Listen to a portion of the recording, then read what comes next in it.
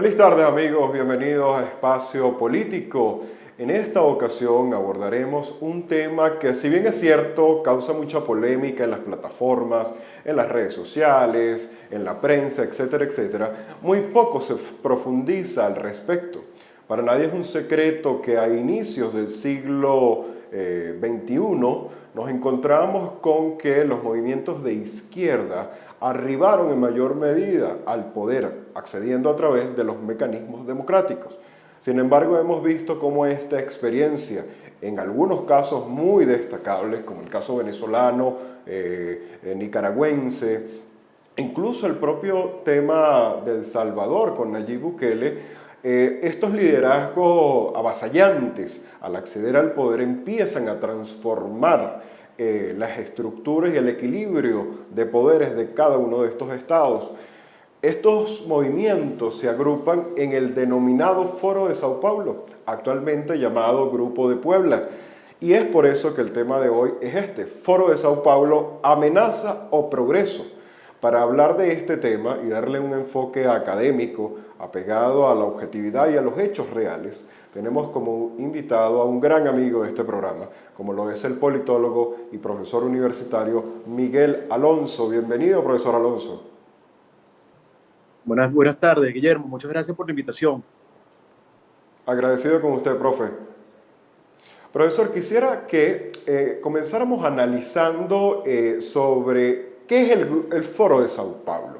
¿Cuáles han sido sus antecedentes? ¿Qué tanto ha sido la influencia de la dictadura llamada tal cual, siendo fieles a la academia, que es una dictadura, un régimen autoritario con grandes vestigios totalitarios como el cubano? ¿Pudiésemos narrar un poco sobre los antecedentes de esta agrupación? Bueno, fíjate, Guillermo, el Foro de Sao Paulo no es otra cosa que un internacional de los partidos de izquierda en América Latina. El foro tiene una particularidad y es que se da como respuesta en Latinoamérica a lo que fue la caída del bloque soviético. En los años 90, finales de los principios de los 90, cuando se derrumba el bloque soviético, muchos de los movimientos de izquierda, especialmente el gobierno cubano, que era uno de los satélites de la Unión Soviética en América Latina, deja de percibir una importante cantidad de recursos provenientes de la Unión Soviética, con lo cual se limita un poco digamos, la acción internacionalista de la Revolución Cubana. Esto deja en el aire a gran parte de los movimientos de izquierda en el continente, lo cual los pone a repensar un poco cuál va a ser su posición con relación a temas como el acceso al poder, la forma de acceder al poder, las alianzas que tienen que darse dentro de sus respectivas sociedades para poder alcanzar el poder, y definir mecanismos que le permitan adaptarse a esta nueva realidad mundial en donde la lucha armada ya no es no está revestida del carácter utópico o digamos heroico con el cual se había revestido en la Revolución Cubana, rodeándolo de un verdadero romanticismo que la hacía ser bastante influyente en el continente y sobre todo recogida como un paradigma a seguir por la mayoría de los movimientos de izquierda. Entonces, bueno, te encuentras ante esta nueva realidad del mundo y ¿qué hacemos? El Foro de Sao Paulo empieza a definir algunas estrategias como principalmente utilizar los mecanismos que establece digamos, la democracia liberal, es decir, la participación en elecciones periódicas y por la vía de la participación en elecciones, tomando un discurso reivindicativo de las clases más desposeídas, poder acceder al poder. Esto tiene una particularidad y es que en esas circunstancias, digamos, los años principios de los años 90, final de los años 90, se produce un bajón en los precios de los commodities a nivel internacional, es decir, América Latina, un sector del mundo cuya economía se basaba fundamentalmente en la exportación de mano de obra, empiezan a tener importantes crisis de caja, de entrada de dinero. Esto dejó mucho a los gobiernos conservadores de tendencia liberal digamos, en la posición de no poder cumplir con la mayoría de las demandas sociales.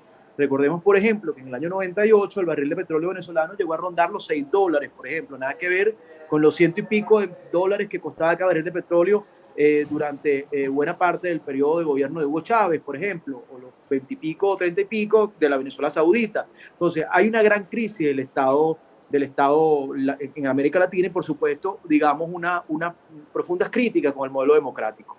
Entonces, en este contexto, el Foro de Sao Paulo decide utilizar los mecanismos que da la democracia liberal, utilizar, digamos, un discurso de carácter reivindicativo en el cual se basan en la inclusión de las grandes porciones de la población de América Latina que estaban en situación de pobreza y ante la cual el Estado había dejado de garantizar los mínimos, digamos, garantías de subsistencia. Es decir, el Estado garantista estaba realmente, digamos, en crisis y imposibilitado de garantizar lo que es la procura social, ¿no? Bueno, en estas circunstancias surge el Foro de Sao Paulo, recordemos que fue, digamos, promovido fundamentalmente por el Partido Comunista Cubano y su primera experiencia, digamos, desde el punto de vista electoral exitosa fue el caso de Hugo Chávez en Venezuela. El primer gobierno de izquierda que llega al poder, que era cercano al Foro de Sao Paulo, es el gobierno del movimiento Quinta República en aquel momento, el Partido Socialista Unido de Venezuela. Hugo Chávez primero intenta llegar a la vía del poder por la vía de las armas y luego vemos cómo utiliza los mecanismos que da la democracia para acceder al poder, lo cual indica que esta va a ser la nueva tendencia del Foro de Sao Paulo. Por supuesto que mucho se ha tejido, ¿no?, sobre la idea del Foro de Sao Paulo. Hay una digamos, hay una visión, hay dos visiones encontradas. Una que lo percibe como una institución internacional capaz de pervertir el orden democrático en el continente, con lo cual tiene una muy mala prensa y yo creo que un poco subestimado, y otro que lo percibe como, y otro sector de nuestro continente que lo percibe como una institución absolutamente democrática y, digamos, ser más cercana a la centroizquierda que a la ultraizquierda como realmente lo está. Entonces, ¿qué es lo que podemos decir del Foro de Sao Paulo? Que hay visiones contradictorias sobre el Foro de Sao Paulo. ¿Qué puedo opinar yo? Que no es ninguna de las dos cosas. Sencillamente el Foro de Sao Paulo es una internacional que agrupa movimientos que van desde la izquierda, digamos, más moderada, como Pepe Mujica en Uruguay, por ejemplo, a la izquierda más radical, como el caso de Nicaragua, por ejemplo, o el caso cubano o el caso venezolano. Profesor Alonso, y precisamente en esta línea argumental, nuevamente en Latinoamérica vemos cómo se hace presente este péndulo entre izquierda y derecha. Para nadie es un secreto que actualmente, y siendo gráficos, el continente latinoamericano se está pintando de rojo, desde el México de Manuel López Obrador, pasando por la Nicaragua de Daniel Ortega, la Cuba de Díaz-Canel, bajamos y nos encontramos ahora con la Colombia de Petro, la Venezuela de Maduro y llegamos hasta la Argentina de Alberto Fernández. Para muchos pudiese ser un poco contradictorio de cara a la conciencia ciudadana, porque estos gobiernos no es que son improvisados ni es que es la primera vez que arriban al poder. ¿Cómo podemos explicar la cultura cívica del latinoamericano de cara a respaldar estas propuestas demagógicas, populistas, que si bien es cierto, como usted lo desarrollaba, arriban al poder enarbolando las banderas de la justicia social, visibilizar a los excluidos, etcétera, etcétera, cuando vemos en la acción, vemos el desmontaje del Estado democrático? Bueno, fíjate algo, Guillermo, yo creo que todos estos ciclos electorales en América Latina que hacen oscilar a los gobiernos de la región entre gobiernos de izquierda y gobiernos de derecha, no lo pudiéramos no solamente reducir a esta visión de que la izquierda conspira para llegar al poder y asume el poder. Yo creo que aquí hay un poco también, y nosotros deberíamos analizar los ciclos económicos de la región. Por ejemplo, en el año 98, cuando se produce lo que se denominó la marea roja o la marea rosada, esa marea roja, ese auge de los movimientos de izquierda, donde gana Hugo Chávez en Venezuela, Lula da Silva del Partido de los Trabajadores en Brasil, que es uno de los movimientos, digamos, promotores iniciales del Foro de Sao Paulo, donde termina ganando, vuelve a ganar Daniel Ortega en Nicaragua, Ecuador con Correa, el Bolivia con Evo Morales y el MAS, el gobierno de los Kirchner en la Argentina, en fin, Uruguay con Tabaré Vázquez inicialmente, luego Pepe Mujica, en el intermedio de este hombre, Paraguay con Fernando Lugo, en fin, el Frente Guazú. Entonces, estos movimientos coinciden con un bajón, inicialmente un bajón en los precios de los commodities, y luego cuando hay un auge de los precios de los commodities y se puede exportar un poco el modelo chavista. ¿Por qué? Porque recordemos nosotros que con el gobierno de Hugo Chávez, ese auge de los precios del barril de petróleo generó una sensación de bienestar en el país que hacía percibir a la Venezuela como la Venezuela saudita, en la segunda etapa de la Venezuela saudita, y esta capacidad del gobierno venezolano de exportar el modelo revolucionario. Recordemos que hubo una intervención económica importante en Bolivia, de respaldo del gobierno de Evo Morales, incluso en la Argentina, compra de bonos buitres en Argentina, en fin, hubo una serie de políticas del gobierno venezolano de Hugo Chávez que permitieron exportar el modelo revolucionario venezolano, luego con el auge de los precios de los commodities en el mercado internacional, el aumento de los precios del barril de petróleo. Este modelo se va votando. Recordemos nosotros que veníamos en una tendencia, digamos, a la baja del barril de petróleo, la entrada en los Estados Unidos como el principal productor de petróleo del mundo, que logra el milagro económico, digamos el milagro petrolero, por decirlo de alguna manera, porque los Estados Unidos logran revertir lo que se denomina el pico de Hoover, que hacía creer que la producción petrolera norteamericana iba en descenso, y por el contrario se produce una expansión importante de la producción petrolera norteamericana. Esto trajo como consecuencia un bajón en los precios, en el precio del barril de petróleo, y esta crisis, digamos, esta bajada de los precios del barril de petróleo coinciden un poco con lo que fue la crisis producto de la pandemia del COVID-19 en el mundo, ¿no? Esto produjo una contracción económica importante, lo cual fue resentido fundamentalmente por los gobiernos conservadores que estaban gobernando en América Latina, por ejemplo, el caso de Duque en Colombia, que creo que hay una percepción equivocada del gobierno de Duque. Creo que ha sido un poco injusta la percepción del gobierno de Duque. Creo que el gobierno de Duque hizo lo mejor que podía hacer en las circunstancias que le tocaba. Ojalá a los colombianos les toque extrañar a Duque en el futuro.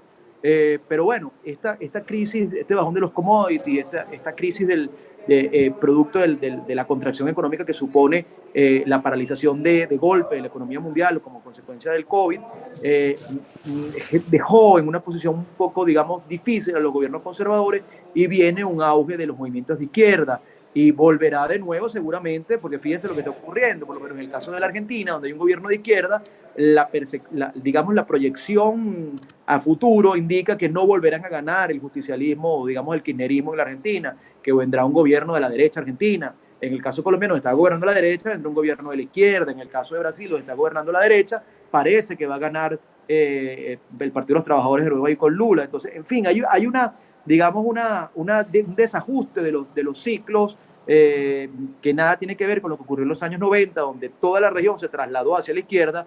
O hay un desajuste de los ciclos, donde hay gobiernos donde van a coexistir gobiernos de izquierda y de derecha, y creo que la gran novedad en este escenario es lo que va a ocurrir con el gobierno de Petro en Colombia. Creo que es desde el punto de vista digamos, de la novedad, es lo más novedoso, y desde el punto de vista de la causa de la democracia y la libertad en Venezuela es quizá lo más lamentable, ¿no? Profesor Alonso, y así abstrayéndonos un poco y viendo todo este panorama de lo que usted ha venido describiendo, ¿cómo se traduce esto en beneficio de las poblaciones? Porque vemos un vaivén en donde no existe un proyecto de nación en cada uno de estos estados, no existe un proyecto país, no existe la continuidad administrativa, y quisiera que lo diferenciáramos, hiciéramos un ejercicio comparativo con lo que ha sido la experiencia de los socialismos democráticos en Europa. Antes de iniciar el programa, una compañera me decía, ser socialdemócrata en Latinoamérica resulta un gran reto, porque de una vez te estigmatizan con ser comunista, chavista, peronista, etc. ¿En dónde está esa comparación y ese punto de diferencia entre lo que fueron y son los socialismos democráticos europeos y la versión tropicalizada en Latinoamérica? Bueno, Guillermo, lo primero que tendríamos que decir, ¿no?, es que la caída del bloque soviético supuso, digamos, la desaparición de esos referentes ideológicos importantes, lo cual fue visto quizá como positivo por mucha gente al principio, pero que yo creo que sin duda significó a la postre un gran dilema desde el punto de vista de la praxis política, ¿no? Porque esos grandes referentes ideológicos desaparecen. Entonces empieza a reinar una especie de relativismo en el cual todo es igual ser de izquierda, es igual ser de derecha. Entonces, en unas circunstancias como esta, a uno le cuesta a veces definir, digamos, un gobierno con unas características particulares, encasillarlo dentro digamos, de un modelo político particular, ¿no? Muy difícil decir este gobierno es de izquierda, este gobierno es de derecha, porque mezclan, digamos, políticas híbridas que pudieran desnaturalizar un poco este análisis, digamos, con los esquemas de la Guerra Fría. Yo lo que creo que en América Latina y en el mundo hay una tendencia hacia el autoritarismo y una tendencia hacia el respeto de los derechos, digamos, civiles, que esto pudiéramos nosotros solaparlo dentro del viejo discurso de izquierda-derecha. Sin embargo, lo que sí es absolutamente cierto es que en América Latina ha habido una serie de movimientos que han irrumpido en la política de nuestros países con un discurso fundamentalmente de izquierda, muy parecido a los discursos que se daban dentro del marco de la Guerra Fría, por ejemplo, el caso venezolano con Hugo Chávez, el tema del antiimperialismo, el tema de la reivindicación social, el carácter igualitario del discurso, la tendencia a controlar el mercado y a controlar la propiedad privada, pero lo que termina ocurriendo con muchos de estos movimientos de izquierda es que terminan marchando directo hacia el plano del autoritarismo, es decir, el respeto a los derechos a los derechos políticos, la vulneración de los derechos del derecho al sufragio y una tendencia importante a la perpetuación en el poder, tal es el caso del Che en Venezuela y del sandinismo en Nicaragua,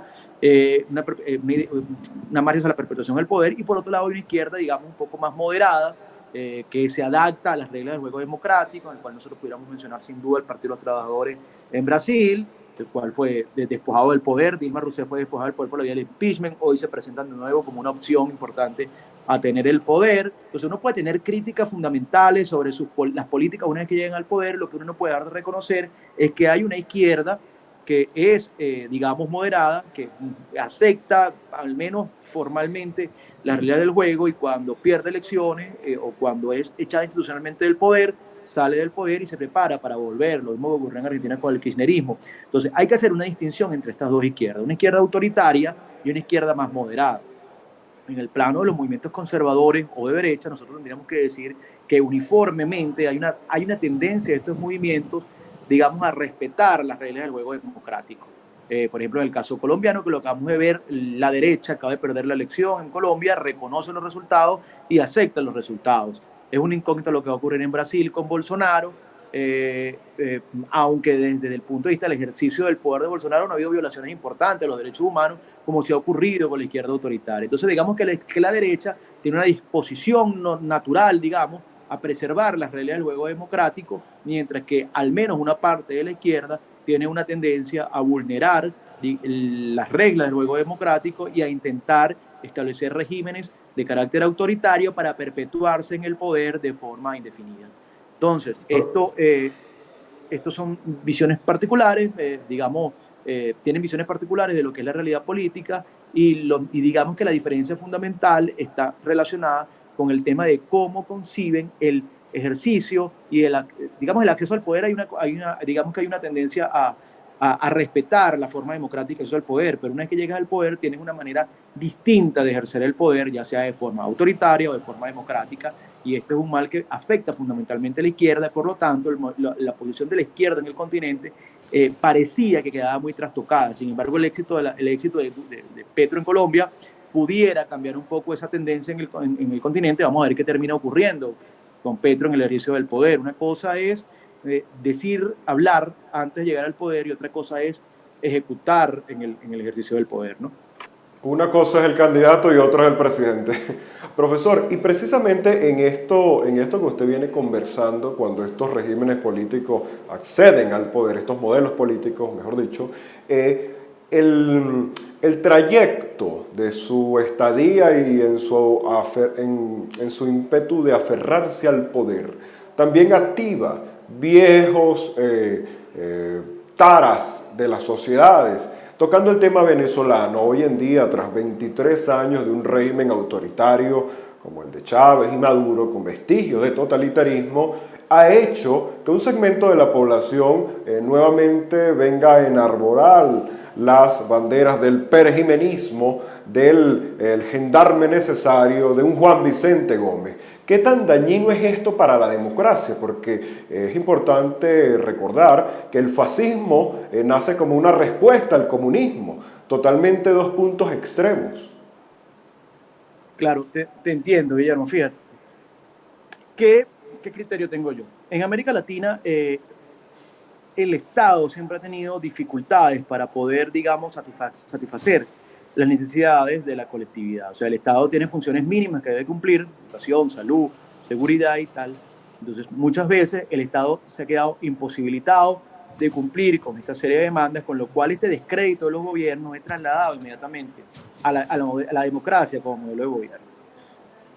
Esto ha permitido que movimientos de izquierda en el continente accedieran al poder utilizando el descrédito de la democracia como digamos, un modelo el cual facilita la corrupción, facilita que las élites económicas y políticas expolien el erario público y mantengan, digamos, en la pobreza al gobernado. Una vez que estos movimientos han llegado al poder, nos hemos dado cuenta que la dinámica no cambia mucho, solamente cambia quizá un poco el discurso, ¿no? El discurso ahora es más reivindicativo, es un discurso más amplio, reconoce actores que antes estaban invisibilizados en la sociedad, como los sectores más desposeídos, en fin.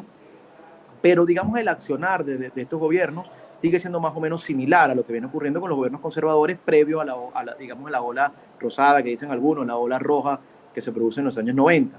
Entonces, el tema del descrédito de la democracia, digamos que es una cuestión permanente desde los años 80 en lo sucesivo, a finales de los años 80 en adelante.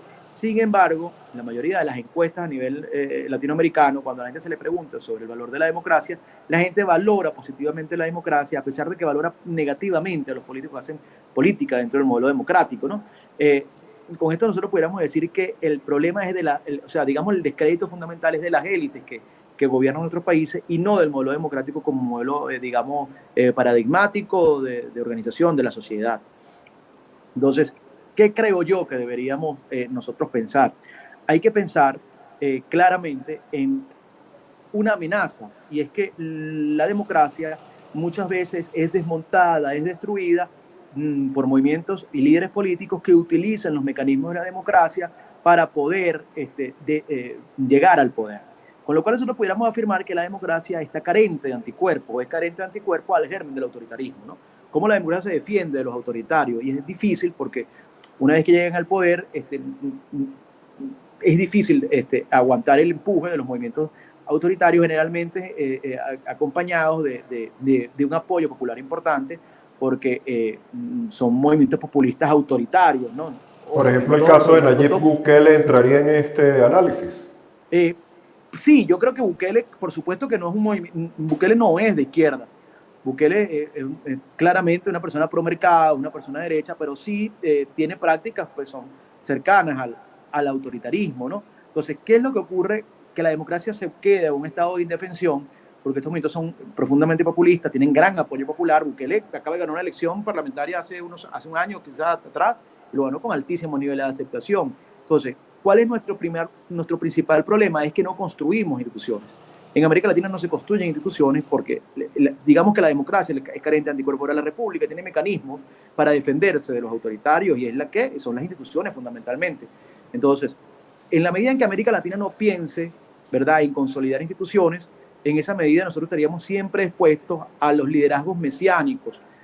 Veamos lo que ocurrió en los Estados Unidos recientemente. En los Estados Unidos recientemente, pues Donald Trump, al final de su gobierno, intenta, digamos, de alguna manera desconocer, si se quiere, los resultados de una elección, la cual pudiéramos entrar en un larguísimo debate si fue justo o no fue justo, fue una conspiración o no fue una conspiración, pero las instituciones norteamericanas funcionaron e hicieron que el sistema norteamericano continuara, que salió lastimado, que sus efectos no lo sabemos todavía. Bueno, ya eso lo vamos a ver, eso es otra discusión. Lo que sí es verdad es que las instituciones funcionaron y la democracia norteamericana continúa en pie. ¿Qué ocurrió en Colombia ahorita? Bueno, acaba de ganar Petro la elección. Vamos a ver cómo va a seguir funcionando la democracia colombiana. Lo que sí parece que las instituciones colombianas son mucho más sólidas que lo que fueron las instituciones venezolanas en el 98, que se derrumbaron inmediatamente ante el empuje populista de Hugo Chávez, ¿no? Profesor Alonso, ya acercándonos a nuestro último segmento de la entrevista del día de hoy, quisiera conocer su opinión y aterrizando a la agenda política nacional, cómo Miguel Alonso va observando esta dinámica de cara a las primarias presidenciales. Ya vemos que la lista asciende alrededor de 30 nombres, existe muchas dudas en torno a las condiciones, el reglamento de estas primarias. si va a haber una sola primaria o habrán dos o tres. Por otra parte, vemos que ya Nicolás Maduro arrancó su campaña de cara al 2024. ¿Cómo observa usted esto? Y si bien es cierto el discurso radical, entre comillas, como se dice, que apuesta a una acción multilateral internacional, sigue vigente. Bueno, Guillermo, fíjate cómo veo yo el proceso de primaria. Yo creo que por por primera vez en este proceso político que significó la llegada de Hugo Chávez al poder y ahora con el gobierno, desastre del gobierno de Maduro, yo creo que los partidos políticos de la oposición tienen que hacer énfasis en lo que tienen que hacer énfasis y es en el ciudadano. En la medida que los partidos políticos de la oposición sean capaces de incorporar al ciudadano en la toma de decisiones y hacer corresponsable al ciudadano de la toma de decisiones, en esa medida habrá, digamos, una conexión más auténtica con la base opositora y con la mayoría, con las grandes mayorías en Venezuela. ¿Qué venía ocurriendo regularmente? Los partidos políticos habían ejecutado una serie de, digamos, de decisiones en las cuales se decidían en el seno de los partidos políticos, digamos en la dirigencia de los partidos políticos, y luego eran bajadas a la colectividad. Y bueno, y daban unos resultados particulares, en algunos casos muy negativos. Las experiencias, digamos, políticas más exitosas en los últimos años, desde el punto de vista electoral en Venezuela, fueron cuando hubo participación ciudadana, es decir, cuando hubo primarias. Cuando Capriles se cuenta por primera vez contra Hugo Chávez, la votación de la oposición aumenta ostensiblemente contra Hugo Chávez, que era el Hugo Chávez enfermo, el Hugo Chávez que había generado un sentimiento de, digamos, de conexión con sus bases, producto de su condición personal, lamentablemente, ¿no? Entonces, en ese escenario, la votación de la oposición aumentó considerablemente. Entonces, eso es un modelo que aparece que desde el punto de vista electoral ha sido exitoso. La oposición luego logra ganar en el 2015, yo no estoy claro, pero creo que hubo primarias en algunos sectores para definir algunas candidaturas, no recuerdo ahora mismo. No, se partió de la división de las votaciones de acuerdo a las fuerzas políticas. Se repartieron los cargos a partir de los resultados anteriores, por supuesto. Pero siempre que ha habido elecciones, digamos, de carácter, o sea, que ha habido primarias o se le ha preguntado al ciudadano, los resultados de la oposición han sido óptimos. Entonces yo creo que este proceso de primaria debe ser un proceso que los partidos políticos deben incorporar al ciudadano. Sin duda alguna que la primaria va a ser importante porque va a permitir reconectar, porque el ciudadano se va a sentir copartícipe de una serie de decisiones que se van a tomar y el resultado va a ser el que decidan pues, los ciudadanos. En consecuencia, si tú decides tú decides el destino que va a seguir tu sector, tu parcialidad política, tú vas a acompañar esa política hasta el final, ¿no? Eso es lo que indica la lógica. Entonces, yo creo que es importante que los partidos políticos de la oposición incorporen a los ciudadanos. ¿Y cómo los incorporan? Pues entregándole, digamos, el proceso de organización, de promoción, en fin, de las primarias a los partidos, a los ciudadanos, a las organizaciones de la sociedad civil que se encargan de, digamos, de verificar o de trabajar el tema del derecho al sufragio, por ejemplo, y dedicarse los partidos políticos a buscar los votos para ganar esas primarias. De manera tal que parecía que el proceso recaiga en manos del ciudadano y que el ciudadano sea el que decida cómo, quiénes y dónde se vota, ¿no? O se elige el candidato de la oposición. Pero más allá, la visión de hoy creo que debe ser un poco más amplia, que hay sectores del país que han jugado en la antipolítica, que han jugado a que los partidos políticos son malos, que todo lo que hacen los políticos es negativo, es pernicioso, tal. Y yo creo que la única manera que tienen los partidos políticos de superar digamos, esa crítica que recae en algunos casos con justicia sobre ellos es empezar a entender que si quieres ser exitoso tienes que convertirte en el reflejo de la sociedad que tú, digamos, promueves. Si tú eres un partido que crees en la democracia y que trabaja por la restauración del modelo democrático en Venezuela, tú a lo interno tienes que ser un partido profundamente democrático y eso lamentablemente no es lo que ocurre en los partidos políticos de la oposición, donde las decisiones son tomadas desde, digamos, de la Dirección Nacional de los Partidos y bajadas a las regiones y a las bases sin consulta previa. Entonces, es importante que los partidos introduzcan a lo interno de sus organizaciones mecanismos de participación ciudadana que le permitan al ciudadano conectarse con los partidos y volver a creer en los partidos políticos, porque al fin y al cabo no podemos hablar de democracia sin partidos, no podemos hablar de reinstauración del modelo democrático sin la existencia de partidos democráticos fuertes, ¿no? Entonces, tú ves las encuestas en Venezuela y los niveles de aceptación de los partidos de la oposición, no hay ni un solo partido que sume 2 dígitos, todos están por debajo de los 2 dígitos. El que más tiene 6, 5% de aceptación, lo cual es una cuestión realmente paupérrima, ¿no? sumados todos quizá pudieran alcanzar cifras similares al 20% de aceptación, digamos, de preferencia del elector, pero no son una referencia política seria. Entonces los partidos políticos solo se reducen, o digamos su presencia se reduce únicamente a los círculos políticos. No hay una conexión auténtica con las grandes mayorías nacionales. Y esto ocurre porque no han incorporado a los ciudadanos a la toma de decisiones. O sea, si yo simpatizo con un partido, lo más lógico es que yo decida quiénes van a ser mis candidatos en una elección determinada, y quién va a ser la dirección nacional de mi partido y quién va a ser la dirección regional, municipal de mi partido. En esa medida, que el ciudadano sea partícipe de la toma de decisiones, en esa medida el ciudadano se va a sentir solidario con las decisiones que se tomen. Y vas a dotar de legitimidad a tu accionar político, ¿no? Como institución, y más en un régimen de carácter autoritario como nosotros estamos viviendo. Bueno, profesor Miguel Alonso, agradecido por su gentileza y compartir estos minutos de su tarde el día de hoy. Muchas gracias, Guillermo, por tu invitación, y quedamos aquí a la orden para cualquier pregunta, intervención o otra invitación al programa. Claro que sí, profesor. Bueno, amigos, hemos llegado al final de nuestra emisión del día de hoy, con distintos elementos de análisis, que es lo importante de este programa que realizamos para usted, que nos observa, en darle elementos para el análisis y el discernimiento político, en contraste a todas las ideas y a las visiones del acontecer político nacional e internacional. De esta manera me despido de ustedes, que les habló Guillermo Molina. Los invito a seguirme en mis redes sociales, @GuillermoLina7, y los invito el próximo miércoles a las 3 de la tarde por aquí, por Espacio Político en PDC TV. Muchísimas gracias.